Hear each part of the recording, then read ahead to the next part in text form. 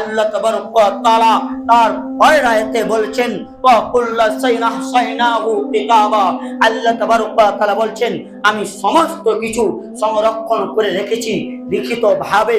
আল্লাহ তাবারক ওয়া তাআলা সমস্ত কিছুই সংরক্ষণ করে রেখেছে লিখিত ভাবে, যে আমরা সকলে অবগত আছি।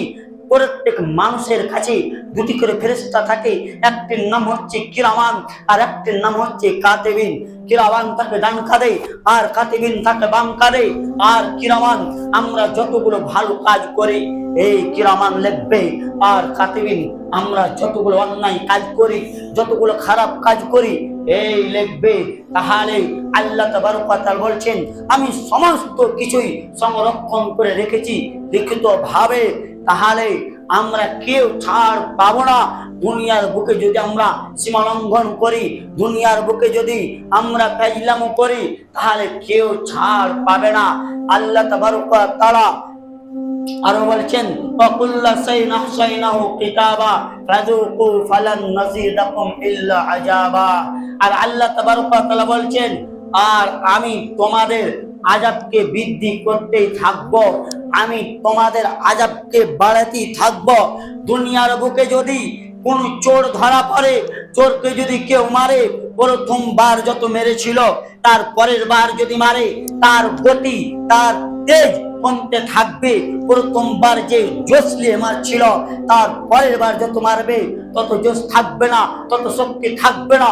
কিন্তু সেই জাহান্নামের মধ্যে যেগুলো ফেরেশতা নিযুক্ত করা হয়েছে সেই ফেরেশতাগুলো মারবে, কিন্তু প্রথমবার যতবার মারবে তারপরে যখন মারবে তার গতি তার তেজ আরো বাড়তে থাকবে। তাহলে সেই জাহান্নাম কত কঠিন জায়গা, কত ভয়ানক জায়গা যেটা বলে বোঝানো যাবে না। তাহলে সেই জাহান্নামকে কতটা ভয় করতে হবে। জি, আমি এই ঘটনাটি বলে আমি শেষ করব ইনশাআল্লাহ। একটি ছোট বাচ্চা তার সঙ্গীদের সঙ্গে খেলছিল, রাস্তার ধারে খেলছে। হঠাৎ করে সেই 6 বছরের শিশু সন্তান হঠাৎ করে কাঁদতে আরম্ভ করলো। কাঁদতে কাঁদতে তার সাথীরা জিজ্ঞাসা করছে আচ্ছা তুমি কাঁদছো কেন? তখন কোনো জবাব দিচ্ছে না। এক ব্যক্তি রাস্তা দিয়ে যাচ্ছে, তখন দেখছে সেই ছোট বাচ্চাটি কান্না করছে। তখন তাকে জিজ্ঞাসা করছে আচ্ছা বলো তো তুমি কাঁদছো কেন? তখন তাও চালাচুলি কিছু করছে না। যখন তাকে একটু প্রেসার দিয়ে বলা হচ্ছে তোমাকে কি লজেন্স লাগবে, বলছে না না আমাকে লজেন্স লাগবে না, আমি লজেন্সের জন্য কাঁদছি না। তাহলে তোমার কি খেলনা লাগবে? তখন বলছে না না আমার কোন খেলনা লাগবে না। তখন তাকে জিজ্ঞাসা করা হচ্ছে তাহলে তুমি কাঁদছো কেন? তখন সে উত্তরে 6 বছরের শিশু সন্তান 6 বছরের বাচ্চা বলছে আমি জাহান্নামের ভয়ে কাঁদছি। তখন আশ্চর্য হয়ে গেল। তখন তাকে জিজ্ঞাসা করা হলো তুমি এটা কোথায় থেকে পেয়েছো? তখন সে বলছে আমার মা আমাকে শিখিয়ে দিয়েছে এই জাহান্নামের আগুনের চেয়ে 69 গুণ সেই জাহান্নামের আগুন তার তেজ বেশি হবে। দুনিয়ার বুকে যদি একটি কাঠিতে সারা শহরকে জ্বালিয়ে দিতে পারে আর সেই জাহান্নামের আগুন তাহলে কত ভয়ানক হতে পারে। ওই কারণে আমি এখানে বসে কান্না করছি। সেই জাহান্নাম আমাকে এখন কাঁদাচ্ছে, যার কারণে আমার চোখ দিয়ে পানি পড়ছে। তাহলে একটি 6 বছরের শিশু সন্তানের যদি এই ধারণা হয়, যদি জাহান্নামকে বলে এই ভয় হয়, আমাদের বয়স তো কারো বয়স 30, কারো বয়স 40, কারো বয়স 50, তাহলে সেই জাহান্নামকে বলে আমাদের কতটা ভয় করতে হবে। আমরা একবার নিজেকে একবার পড়াশোনা করে দেখি, আমরা অন্তরকে একবার পড়াশোনা করে দেখি, আমরা বিবেকে একবার ভেবে দেখি সেই জাহান্নামকে আমাদের কতটা ভয় করতে হবে। কিন্তু আমাদের জাহান্নামকে বলে কোনো ভয় নাই, তাহলে আমাদের কেমন করে হবে? আর আমি একটা কথা বলেছিলাম কি আর যারা দুনিয়ার বুকে সীমা লঙ্ঘন করবে আর দুনিয়ার বুকে যারা নিজের ইচ্ছাকৃত ভাবে চলবে তারা জাহান্নামে যাবে।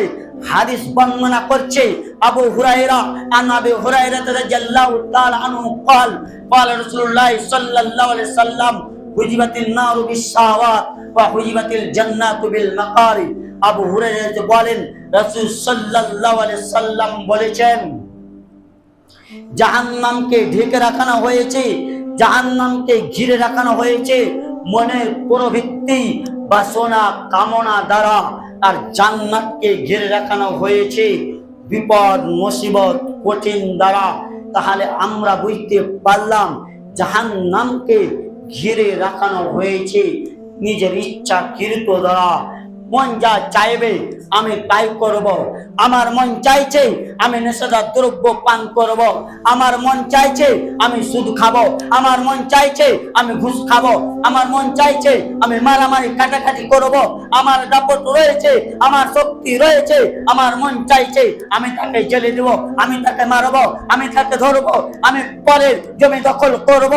এক কথায় যে ব্যক্তি নিজের মন মতন চলবে সেও জাহান্নামে যাবে, জাহান্নামে যাবে, জাহান্নামে যাবে। তাহলে আমরা বুঝতে পারলাম নিজের মন মতন চলবে না, তাহলে কোরআনকে মানতে হবে এবং হাদিসকে মানতে হবে এবং জাহান্নামকে ভয় করতে হবে। যখন আমার ভিতরে জাহান্নামের ভয় চলে আসবে তখন আমার দ্বারাই কোনো অন্যায় হতে পারে না, কোন আমার দ্বারাই জুলুম হতে পারে না, আমার দ্বারাই সুদ খাওয়া হতে পারে না, আমি তখন সুদ খেতে পারবো না। আমার যখন জাহান্নামকে বলে ভয় থাকবে আমি পরের জমি দখল করতে পারবো না। কিন্তু যদি জাহান্নামকে বলে ভয় না থাকে আমার যা ইচ্ছা আমি তাই করতে পারবো। আর তার বিপরীতটা হচ্ছে জান্নাত। যদি আমি জান্নাত নিতে চাই তাহলে কষ্ট করতে হবে। তাহলে যাই হোক, সময় হয়ে গিয়েছে, আর 1 মিনিটের মধ্যেই শেষ করে দেব এই হাদিসের ব্যাখ্যাটা করে। তাহলে জাহান্নামকে জান্নাতকে ঘিরে রাখানো হয়েছে বিপদ মুসিবত কষ্ট দ্বারা। তাহলে আমরা যদি নামাজ পড়ি, পৃথিবীর বুকে সব চাইতে কঠিন কাজ হচ্ছে নামাজ পড়া। মানুষকে যদি বলো তুমি এখানে অন্যায় করো, সে অন্যায় করার জন্য প্রস্তুত থাকবে। যদি তুমি বলো তুমি এখানে নামাজ পড়ো তাহলে সেই নামাজ পড়তে প্রস্তুত থাকবে না। যদি বলো তুমি ঘুষ খাও, এখানে তোমার কিছু উপকার রয়েছে, সে ঘুষ খেতে প্রস্তুতি। কিন্তু বলা হয় তুমি আমানত রক্ষা করো, সে কখনোই সক্ষম নয়। এক কথায় ইসলাম মানতে গেলে কষ্ট হবে।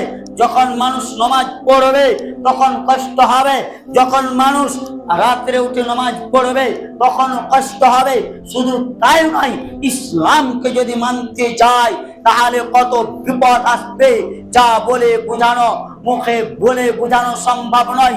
আমরা বর্তমানের দিকে যদি আমরা দেখতে যাই, আমরা মুসলমান হওয়ার পরেও আমরা যদি ঈমানকে সঠিকভাবে যদি আমরা টিকিয়ে রাখতে চাই তাহলে কত কঠিন হতে পারে আমরা বুঝতে পারবো।